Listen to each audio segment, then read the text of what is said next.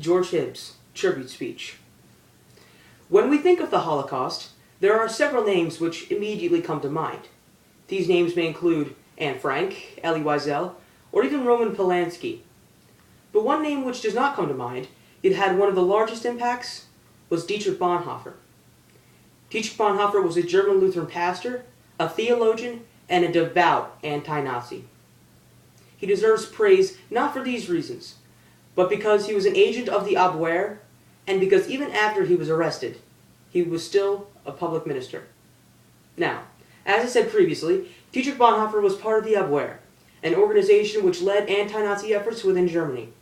In 1941, Bonhoeffer joined the Abwehr, serving as a courier for the German resistance movement, to reveal its existence and intentions to the Allies, in hopes of gaining their support, and through his ecumenical contacts abroad, to secure peace terms with the Allies, in order to form a post-Hitler government. His visits to Norway, Sweden, and Switzerland were camouflaged as legitimate intelligence activities for the Abwehr. Not only did he conduct these courier missions, he was also involved in Abwehr operations to help German Jews escape Switzerland. Joining the Abwehr did come with its set of trials, however.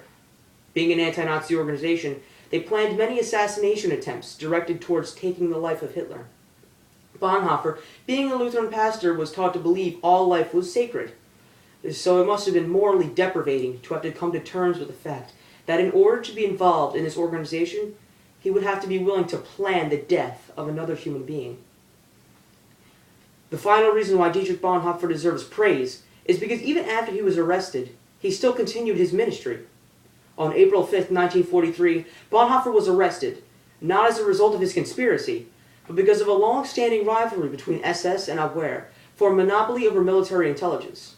For a year and a half, Bonhoeffer was imprisoned at Tegel Military Prison, awaiting trial. There he continued his work in religious outreach among his fellow prison mates. Sympathetic guards helped smuggle his letters out of prison to Eberhard Gethig and others. These uncensored letters were posthumously published in Letters and Papers from Prison. A guard named Corporal Knobloch even offered to help him escape from the prison and disappear with him. But Bonhoeffer declined it, fearing Nazi retribution on his family, especially his brother Klaus and his brother-in-law Franz Doyani, who were also imprisoned. On April 4th, 1945, the diaries of Admiral Wilhelm Canaris, head of the Abwehr, were discovered, and in reaction to reading them, Hitler ordered that the Abwehr conspirators be killed. Bonhoeffer was led away just as he concluded his final Sunday service. He was condemned to death on April 8, 1945, by SS Judge Otto Thorbeck in Flossenburg concentration camp. He was executed by hanging at dawn on April 9, 1945, just 2 weeks before soldiers from the United States liberated the camp. His last words being, "This is the end. For me, the beginning of life."